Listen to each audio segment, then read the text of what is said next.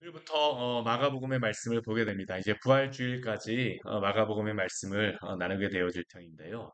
마가복음을 잠깐 나누게 되면 마가복음의 저자는 요한 마가로 예루살렘 교회가 모이던 다락방을 소유하고 있던 마리아라고 하는 여인의 어, 아들로서 이 다락방은 예수님의 최후의 만찬의 장소였고 또한 예수님이 승천하신 후에 모여서 기도하였던 장소로 여겨집니다. 또한 마가는 1차 전도 여행 시에 바나바와 바울의 조력자로 함께하였으며 이후에는 베드로의 통역으로서 함께 사역을 하였던 사람으로 추정이 됩니다. 특히 이 마가복음은 베드로가 전하였던 예수님에 대한 행적을 기록하여졌던 그러한 복음서로 또한 베드로가 설교하였던 것을 기록하였던 것으로 생각되어지는데 이 마가복음의 대상은 로마 교회의 그 사람들을 위하여 기록된 것이다라고 생각을 하는 게 바로 이 마가복음입니다. 오늘 이 마가복음의 말씀을 이제 시작하게 되는데요. 우리 그 사복음서를 보게 되면 각 복음서가 시작하는 특징이 있습니다. 그리고 그 특징 가운데에 이 복음서가 추구하는 것이 무엇인가를 우리에게 보여주죠. 마태복음 같은 경우는 무엇으로 시작합니까? 예수님의 족보로서 시작하고 있습니다. 즉 예수님의 족보를 먼저 말씀하므로 유대인들에게 이 복음서가 전하고자 하는 것을 분명히 말하고 있죠. 그리고 예수님이 바로 아브라함과 다윗의 자손으로 오신 분이라는 것을 말씀하여 줍니다. 또한 누가복음 같은 경우 어떻습니까? 누가복음 같은 경우는 이 누가가 데오빌로라고 하는 그러한 그 사람에게 이 복음서를 보내면서 이것을 설명하기 위해서 처음부터 자세히 그것을 설명하기 위해서 썼다라고 말씀하고 있습니다. 또한 이 요한복음 같은 경우는 이게 굉장히 시작이 웅장하죠. 하나님의 그 태초에 말씀이 계시니라라는 그런 말씀으로 시작하여서 예수 그리스도가 바로 하나님이시다라는 것을 웅장하게 굉장히 신학적으로 교리적으로 그 우리에게 말하여 주고 있는 것이 바로 이 요한복음의 말씀입니다. 마가복음은 무엇으로 시작하고 있을까요? 오늘 마가복음 1장 1절 말씀을 보게 되면 이렇게 시작합니다. 하나님의 아들 예수 그리스도의 복음의 시작이라. 굉장히 단순합니다. 친절로서 이 마가복음의 시작을 설명하죠. 마가복음의 특징적인 글 중에 하나가 뭐냐 하면 마가복음에는 즉시 곧 이런이라는 단어가 이런 단어가 굉장히 많이 사용이 됩니다. 이 사복음서 중에서 가장 짧은 복음서가 바로 이 마가복음이며 또한 이 마가복음은 짧아서 그런지 몰라도 굉장히 압축적으로 효율적으로 말씀을 전하고 있습니다. 서론도 그렇습니다. 하나님의 아들 예수 그리스도의 복음의 시작이라. 그러나 이것이 짧아도 결코 짧은 것을 의미하는 것이 아닙니다. 우리 교회가 이전을 하면서 새로운 시트지를 우리가 붙이게 되었는데요. 이 시트지 모양이 무엇을 딴 것이냐 하면 물고기 모양을 딴 것입니다. 이 물고기라고 하는 게 초대교회 시대 때 우리의 믿음의 선배들이 초대교회 성도들이 자신이 그리스도인이라는 것을 표시하기 위하여서 나타냈던 것이 바로 이 물고기 모양이었었죠. 왜냐하면 이 물고기라고 하는 그러한 단어가 이투스라고 하는 단어인데 이 이투스라고 하는 그 의미가 어, 하나님의 아들 예수 그리스도 우리의 구원자라는 그러한 의미이기 때문입니다. 예수 그리스도 하나님의 아들 구원자. 이에수스 크리스토스 데우 히오스 소테르라고 하는 그러한 단어의 약자인데 오늘 마가복음의 그러한 시작과 동일합니다. 하나님의 아들 예수 그리스도의 복음의 시작이라. 복음이란 무엇일까요? 오늘 마가는 이 복음서를 시작한 마가복음을 시작하면서 복음이 무엇인가를 우리에게 말씀합니다. 복음의 시작. 바로 복음의 시작은 예수 그리스도로부터 시작되었다는 것을 우리에게 전하고 있죠. 그리고 이 예수 그리스도의 복음의 시작이라고 하는 것은 역사적인 출발이 있다는 것을 우리에게 말씀합니다. 그냥 환상으로서 우리에게 전하여 주거나 그 어떠한 전해진 것으로서 그냥 말하는 것이 아니라 무엇으로부터 들었다라고 하는 것으로 전하는 게 아니라 복음의 시작이라고 함으로써 역사적인 그 출발점이 분명히 있다라는 겁니다. 그 출발이 무엇입니까? 누구십니까? 바로 예수 그리스도입니다. 예수 그리스도의 그 역사적인 출발점은 단순히 복음의 시작만을 이야기하는 것이 아니라 이 세상 역사의 모든 그 기준점이 되는 것을 우리는 알 수 있습니다. BC와 AD를 나누는 그 기준이 무엇입니까?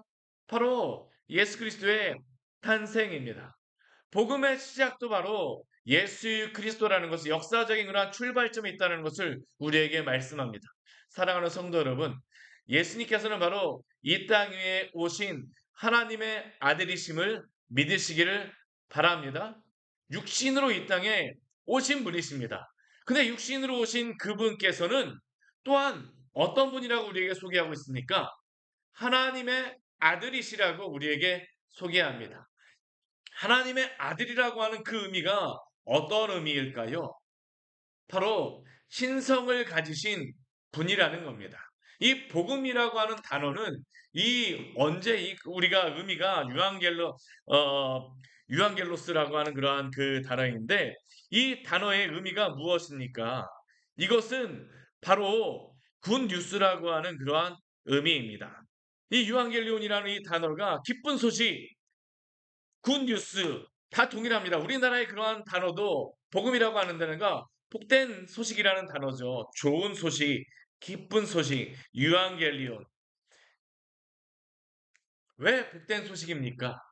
하나님의 아들이 오셨기 때문입니다. 이 예수님이 오시던 시대에는 이 로마의 사람들이 이완겔리온이라는 이 단어를 복음이라고 하는 단어를 보통 전쟁터에서 승리하였을 때 가져온 소식을 이 복음이라고 그들은 불렀습니다. 그뿐만 아니라 나중에는 이 복음을 어디에다 붙였었냐 하면 그 황제의 생일을 나타낼 때에 유앙겔리온이라고 하는 단어를 사용하였습니다. 왜 그랬습니까? 이 황제를 그 신의 아들이라고 하면서 신의 아들의 생일이라는 것으로서 즐거운 소식이다, 기쁜 소식이다라고 하는데 그것은 다 무엇입니까? 참된 기쁜 소식이 아니죠. 오늘 마가는 우리에게 참된 복된 소식이 무엇인가라는 것을 우리에게 말하고 있는 겁니다. 무엇이 복된 소식입니까? 하나님의 아들이 이 땅에 오셨다라고 하는 것이 바로 복된 소식이요. 복음임을 믿으시기를 바랍니다. 하나님의 아들로서 오셨습니다. 신성을 가지고 오셨습니다. 이 땅에 육신을 가지고 오셨습니다. 왜 그분은 신성을 가지고 직접 인성을 가지고 인간의 몸을 가지고 오셔야만 했습니까? 바로 그 뒤에 보면 우리에게 설명하고 있죠. 예수 그리스도. 이 예수라고 하는 의미가 또한 어떤 의미입니까? 여호와는 구원이시다라는 그러한 뜻으로 마태복음 1장 21절 말씀에서는 우리에게 이 예수님의 이름을 우리에게 이렇게 설명하고 있죠. 아들을 낳으리니 이름을 예수라 하라. 이는 그가 자기 백성을 그들의 죄에서 구원할 자이심이라. 바로 예수님께서는 이 땅의 하나님의 아들로서 죄인들을 죄에서 구원하시기 위하여서 이 땅에 오신 줄 믿으시기를 바랍니다. 바로 죄인을 구원하시기 위하여서 하나님의 아들로서 인성을 가지시고 인간의 몸을 입고 이 땅에 오셨다라는 게 바로 이 복음의 의미입니다. 또 이 복음의 의미는 무엇입니까? 그리스도죠. 이 그리스도라고 하는 그러한 의미는 기름 부음 받은 자라는 그러한 의미로서 히브리어에서는 메시아라는 그러한 단어로서 사용이 되어졌었는데 이 메시아 그 그리스도라고 하는 그러한 단어는 기름 부음 받은 것을 의미합니다. 이 성경에 보게 되면 기름 부음 받은 직분 세 가지, 선지자, 제사장, 왕이 있는데 바로 예수님이 바로 이 기름 부음 받은 자, 선지자로서, 제사장으로서, 왕으로서 이 땅에 하나님의 아들로 천국 복음을 가르쳐 주시기 위하여서 이 땅에 오셨다라는 것을 우리에게 말합니다. 또한 예수님은 제사장으로서 우리의 죄를 담당하시기 위하여서 이 땅에 오셨다라고 우리에게 말씀합니다. 또한 그분은 왕으로 구원하시는 뿐만 아니라 이 땅을 다스리시는 통치자로서 우리에게 오셨다라고 마가는 우리에게 알려주고 있죠. 이것이 바로 하나님의 아들 예수 그리스도의 복음의 시작이라는 그러한 의미입니다. 그리고 마가복음 전체는 무엇을 우리에게 말씀할까요? 바로 예수가 죄에서 구원할 자로서 하나님의 아들로서 그리스도로서 이 땅에 오셨다라는 것을 이 마가복음 전체를 통하여서 우리에게 알려주고 전하여 줄 것입니다. 사랑하는 성도 여러분, 예수님을 하나님의 아들로 믿으십시오. 또한 예수님을 우리를 죄에서 구원하실 자로 믿으십시오. 또한 예수님을 선지자, 제사장, 왕, 그리스도로서 믿으시기를 바랍니다. 이것이 바로 마가가 오늘 우리에게도 전하고자 하는 이 복된 소식의 내용입니다. 그러면 이어서 마가복음은 우리에게 무엇을 말씀함으로 이 말씀을 시작할까요? 우리 마태복음과 누가복음 같은 경우에는 예수님의 어린 시절에 대하여서 말하고 있고 또한 요한복음 같은 경우에는 그 태초에 말씀이 계시니라라고 말씀함으로써 그 천지의 창조서부터 시작하여서 예수님의 그 시작을 말씀하고 있는데 마가복음 같은 경우에는 그 조그마한 그러한 한 말씀을 인용함으로써 우리에게 시작하고 있습니다. 우리 2절 말씀 같이 한번 읽어보겠습니다. 선지자 이사야의 글에 보라 내가 내 사자를 내 앞에 보내노니 그가 내 길을 준비하리라. 오늘 마가복음 같은 경우에는 복음에 대해서 우리에게 소개하고 난 다음에 무엇을 가지고 시작하냐면 선지자 이사야의 글로서 시작하고 있습니다. 이 선지자 이사야의 글은 마태복음 40장 말씀을 인용하는 것인데 이것은 예수님의 오심을 우리에게 예언하기보다는 예수님의 길을 준비하는 한 사람을 소개하는 그러한 말씀입니다. 그 사람이 누구일까요? 바로 세례 요한입니다. 마가복음은 바로 예수님 전에 세례 요한을 소개하는 것으로서 시작하고 있습니다. 왜 세례 요한을 소개할까요?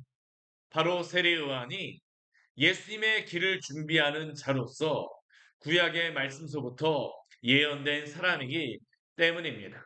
그 세례 요한의 사명이 무엇입니까? 예수님의 길을 준비하는 자입니다. 오늘 세례 요한의 그 별명이 나오고 있죠. 우리 3절 말씀에 보면 나옵니다. 광야에 외치는 자의 소리. 실제로 세례 요한은 광야에서 외치는 자의 소리였습니다. 그가 무엇을 외치는 자였습니까? 그의 사명이 무엇이었습니까? 우리 3절 뒤에 말씀해 보게 되면 이렇게 말씀하고 있죠. 너희는 주의 길을 준비하라. 그의 오실 길을 곧게 하라. 라고 그는 외칩니다. 이것은 이사야서 40장 3절과 4절의 말씀을 인용하는 것으로서 이렇게 이사야서 40장 3절과 4절에는 이렇게 말씀합니다. 외치는 자의 소리여 이르되 너희는 광야에서 여호와의 길을 예비하라. 사막에서 하나님의 대로를 평탄하게 하라. 골짜기마다 도두어지며 산마다 언덕마다 낮아지며 고르지 아니한 곳이 평탄하게 되며 험한 곳이 평지가 될 것이요. 왜 세례 요한이 와서 길을 준비하며 그 길을 곧게 하여야만 합니까? 우리 여기 광야라고 하는 이 광야가 우리가 생각하기에 사막으로 생각을 하면 안 됩니다. 이스라엘의 광야는 산이 있고 골짜기가 있는 곳입니다. 우리나라의 그러한 보통 이 산지와 이 골짜기와 비슷합니다. 거기에 나무만 없다라고 생각합니다. 오히려 더 깊고 더 높습니다. 이것이 의미하는 것이 무엇일까요? 이 시대 사람들의 마음입니다. 사람들의 마음이 교만하여지고 또한 어떤 사람들의 마음은 그 환난과 고난으로 인하여 낮아져 있는 상태.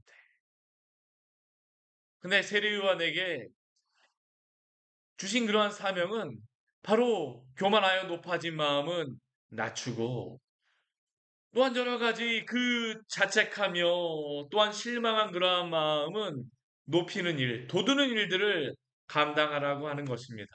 이게 바로 예수님의 길을 준비하는 것이죠. 그것이 무엇일까요? 바로 회개의 세례를 전파하는 것입니다.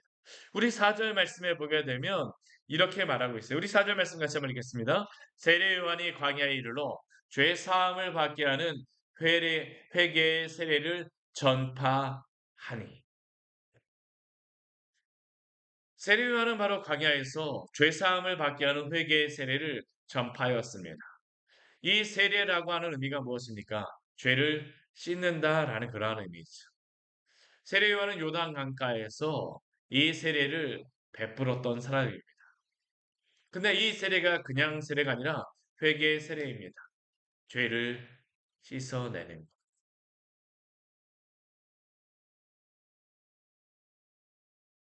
그리고 이것은 교만함의 그 죄로 인하여 높아진 그러한 마음들은 겸손하게 겸손하게 하여 회개하게 하고, 또한 죄로 인하여 가난해진 마음도 역시 주 앞에 회개함으로 주께로 돌리는 그러한 사역이 바로 그의 사역이라는 것입니다. 결국 광야를 지나가는 그러한 모든 사람들로 하여금 죄에서 회개하고 돌이켜 주께로 돌아오게 하는 그러한 사역을 그는 감당하였습니다.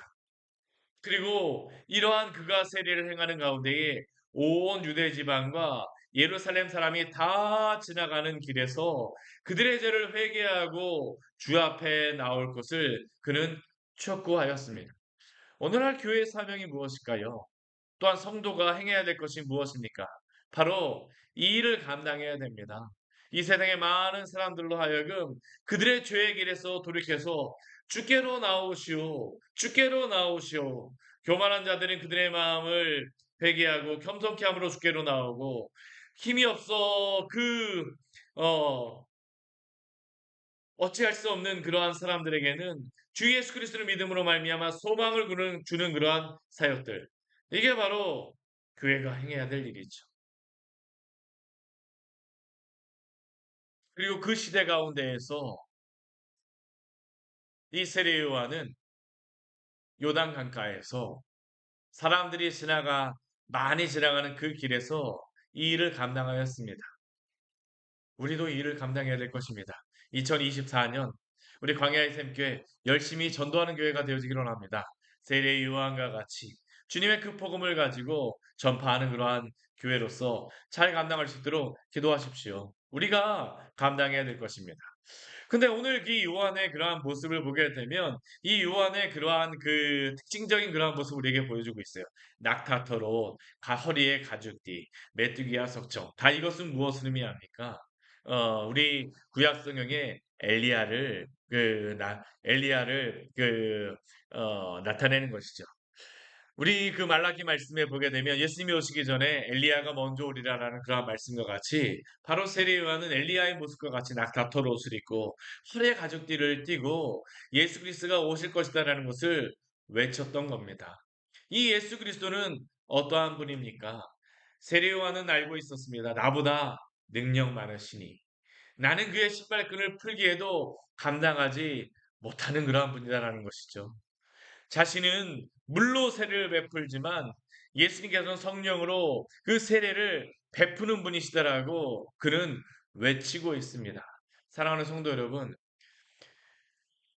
우리가 어떠한 사람을 변화시키는 것이 아닙니다. 우리가 말하는 게 복음이 아닙니다. 바로 예수 그리스도를 전파하는 것이 복음임을 기억하십시오. 철저하게 세례 요한은 자신을 드러내는 것이 아니라 예수 그리스도만을 나타내고 있습니다. 자신이 드러나는 것이 아니라 예수 그리스도만을 나타내고 드러내고 있죠. 이게 바로 세례 요한의 사역이었습니다.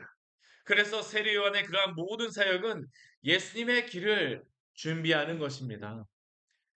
그 사람들의 마음을 회개함으로 부드럽게 하고, 또한 예수님이 오셔서 그 말씀을 전할 때 그 말씀을 듣도록 하고, 또한 이후에는 제자들을 준비함으로 또한 예수님이 오실 길을 또한 준비하였던 사람이 바로 이 세례 요한이죠. 오늘날에도 이 예수님의 그러한 오심을 준비하는 그러한 일들을 우리 광야의 샘교회가 잘 감당하기 원합니다. 그리고 세례 요한이 이렇게 열심히 주님의 길을 준비하였을 때에 말씀하신 것과 같이 예수님이 세례 요한에게 나타나셨습니다.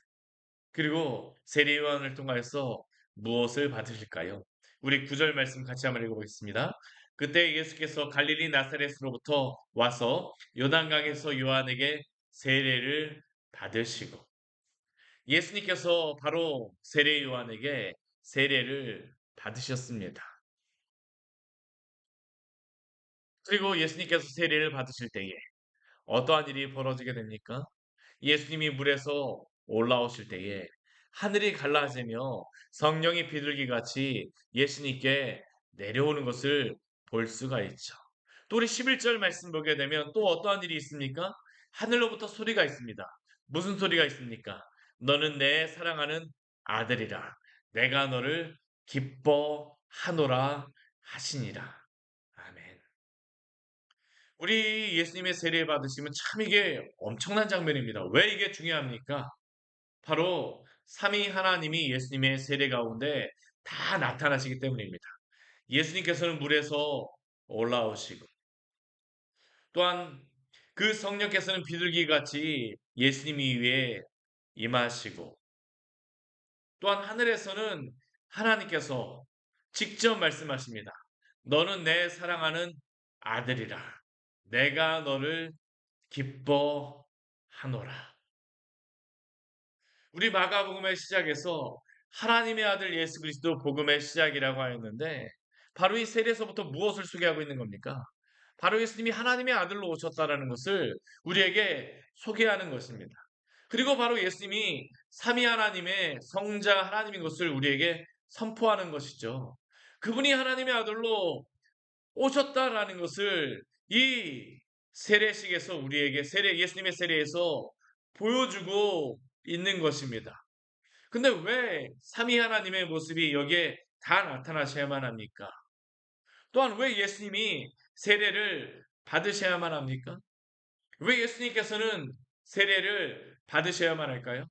우리는 이 예수님의 세례에서 이것을 반드시 질문해야 됩니다. 왜 그러냐면 이 세례의 의미는 우리가 앞에서 보았던 것 같이 요한이 베푸는 세례는 죄사함을 받게 하는 회개의 세례입니다. 근데 왜 예수님께서 죄사함을 받게 하는 회개의 세례를 받으셔야만 합니까? 예수님이 회개가 필요하신 것입니까? 예수님이 죄를 씻어야만 하는 것입니까? 세례의 의미가 죄를 씻는다라는 그러한 의미인데 예수님이 죄를 씻어야만 하는 겁니까? 왜 예수님께서는 세례 요한에게 세례를 받으셔야만 하십니까? 그것은 예수님이 죄가 있으셔서가 아니라 자신의 죄를 위하여서 세례를 받으신 것이 아니라 죄가 없으신 예수님께서 이 땅에 그를 믿는 모든 죄인들의 죄를 담당하시기 위하여서 바로 예수님의 그 사역은 이 죄를 씻는 사역, 죄에서 구원하시는 사역을 담당하시기 위하여서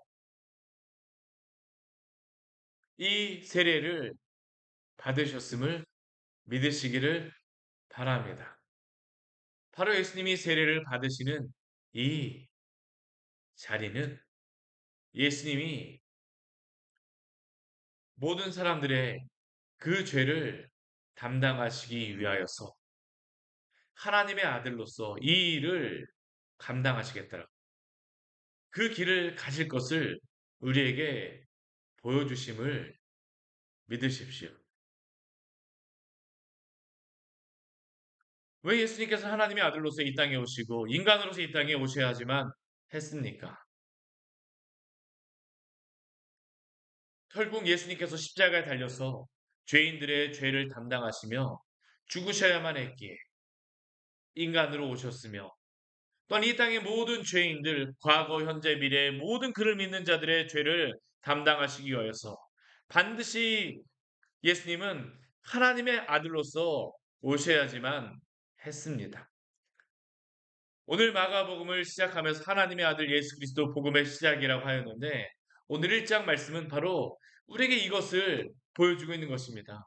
예수님이 이 땅에서의 생애가 바로 이 일을 위하여서 오셨음을 우리에게 증거하는 것입니다. 사랑하는 성도 여러분, 이 땅의 죄인들이 어떻게 구원을 받을 수 있습니까?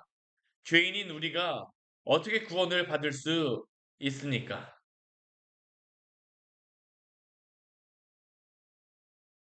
복음에 내용이 되시는 복음이신 예수 그리스도를 믿는 방법밖에 없음을 기억하십시오. 오직 예수 그리스도밖에 우리를 구원하실 다른 방법이 없습니다. 그분을 믿는 것만이 바로 우리가 구원을 받을 수 있는 방법임을 기억하시기 바랍니다. 그렇게 예수 그리스도를 믿으십시오. 말씀을 정리하도록 하겠습니다. 마가복음은 예수님께서 하나님의 아들 예수 그리스도로서 복음의 시작으로서 이 땅에 오셨음을 우리에게 말씀합니다. 세례 요한과 같이 우리가 드러나는 것이 아니라 겸손히 주님을 전하는 자로서 주 예수 그리스도를 전하며 복음의 통로로서 오늘 하루도 살아가시기를 축원합니다. 같이 기도하도록 하겠습니다. 하나님 아버지, 오늘 말씀을 통하여서 우리에게 귀한 은혜를 주니 감사를 드립니다. 예수 그리스도가 하나님의 아들 예수 그리스도로서 이 땅에 오셨음을 마가는 우리에게 전하고 있습니다. 이 귀한 이 복음의 내용을 우리만 아는 것이 아니라 이 땅에 이 복음의 내용을 모르는 사람들에게 전하는 복음의 통로 우리를 사용하여 주시옵소서.